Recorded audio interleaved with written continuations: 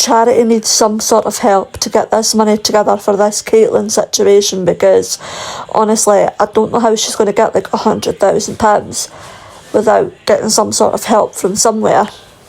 Although I am beginning to think that Caitlin is going to blow the secret of Layla apart at some point, because honestly I think Caitlin will do whatever it takes to put herself in a better light as well. So yeah.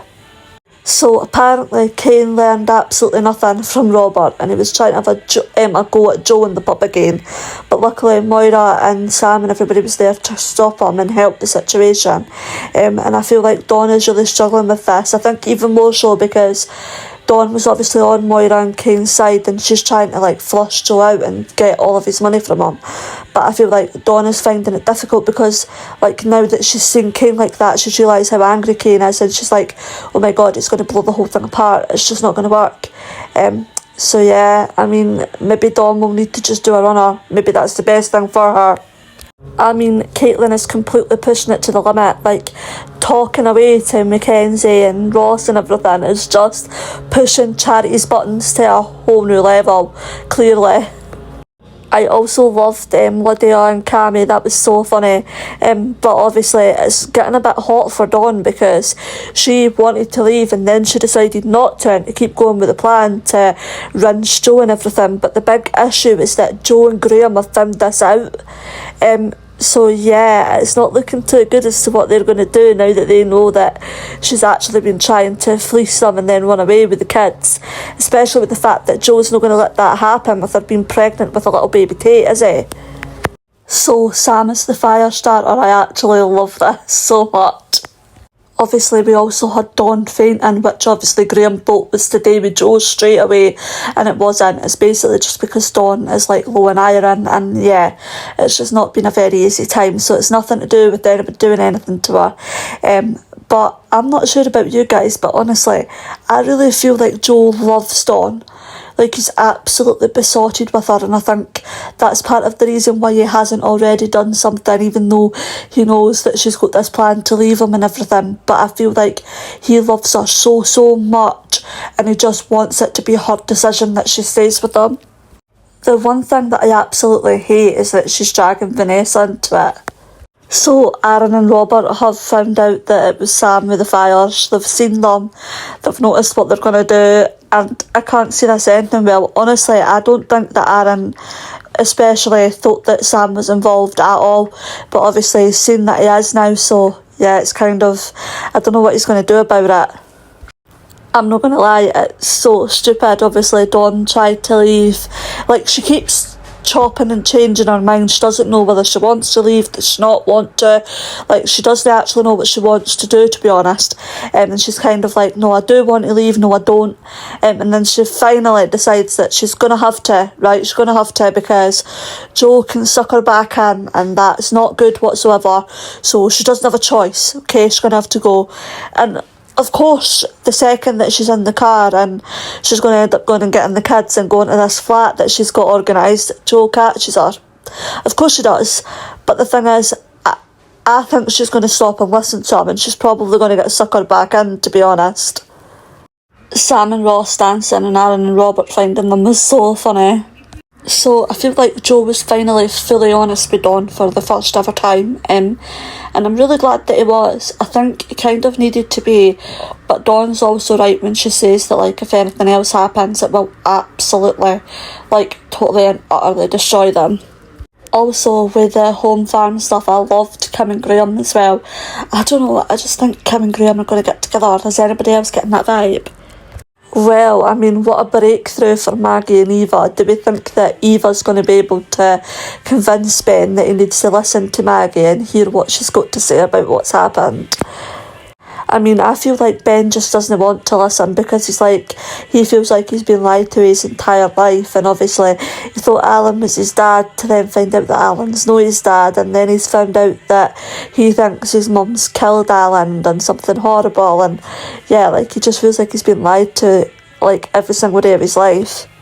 I mean, well, Jodie lying to Daniel, I mean, honestly, I feel like she's just doing this because like, I don't know if she was doing it because she likes him and she was just trying to help him and get him out of the house, or what it was, but like, it was quite a bad lie to tell. I mean, trying to say that like Betty had wet the bed and he was having like a really difficult time, and none of that was true. So yeah, it was quite harsh. Well, the investigation for Theo has kind of ramped up a little bit. Obviously, George and Christina seen Summer's diary and, you know, her saying all the stuff of her hating Theo and everything like that. And they're kind of wondering, and also the police has now said that that brooch is Summer's. I mean, we knew it was Summer's, but yeah, it's official that she's in the wedding photographs and the brooch is hers. So, I mean, yeah, I feel like she is going to get called in. Now, honestly, I don't know if I think it was Summer. I mean, she would definitely be a good choice, and I can see her having the temper enough to do it. But I can also see that if it's her, that it was maybe more slightly self-defence, like Theo getting in her face or something. And yeah, I can see it being self-defence, but I don't know. I mean, I feel like I know that she wrote all that stuff in the diary and stuff like that, but at the end of the day, of course she would hate Theo and she would be thinking stuff like that for what he had already done to Todd. So yeah, I don't know whether it should be Summer or not. It was so good that everybody was back at Roy's, and Roy's is finally open. It actually looks so good as well. I mean, I know it's exactly the same, but they've done it up quite nicely, to be fair. It looks like it's like a totally brand new set, just quite cool. Well, the Driscolls had the worst family meal ever, because obviously Ben let it slip about Maggie and Alan, which was not the plan, but it's happened now, so the boys know now what's happened, and I don't think they believe it, to be honest. But I mean, come on, poor Will. He's had to go through Megan doing all this to him, and now he's had to find out that his nan is potentially a murderer, according to his dad. So yeah, it's no good, is it? So guys, Summer is definitely acting shifty, and obviously George just came out and said, oh, I seen you that night and you were coming from the direction of Theo's flat and everything like that. So yeah, it's not looking too good, is it? Like, she's looking really, really shifty, on top of the fact that this brooch was obviously found in Theo's flat that belongs to her. So yeah, she's definitely looking shifty. I mean, I'm not going to lie, I feel sorry for Daniel, because every single woman that he ever tries to be with or enjoy their company or anything at all, they end up sort of duping him and like doing something really awful to him, to be honest. Obviously, he's got Jodie here, who he's actually really enjoying, thinks that she's like being there for him and is trying to be really nice, and here she is being truth teller and writing all these horrible stuff on the internet about him, because he's telling her all these stories about his life. And then it led to him like having an argument in the bistro with David, because he thought it was David, and he was like, it's you, and David's like, it's no me. So yeah, oh, when is Daniel going to realise that it's Jodie, and what is Jodie actually gaining out of doing this? Well, obviously the investigation is still happening, and it's took another turn, because basically now George has told the police the truth. He's told Lisa the truth, DS Connerswain. He's told her the truth about the fact that he saw Summer that night coming out of Theo's flat. Honestly, it's not looking good for Summer. I don't think Summer did it, but I do 100% believe that she definitely knows more than she's saying.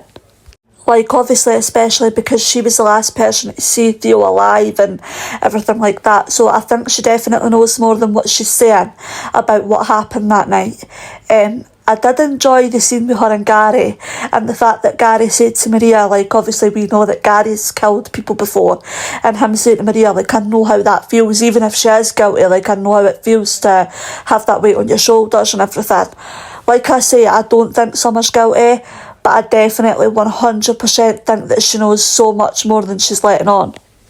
Also, absolutely loved all the factory scenes today. Also loved the Craig mention. I can't believe it's been a year since our Craig died.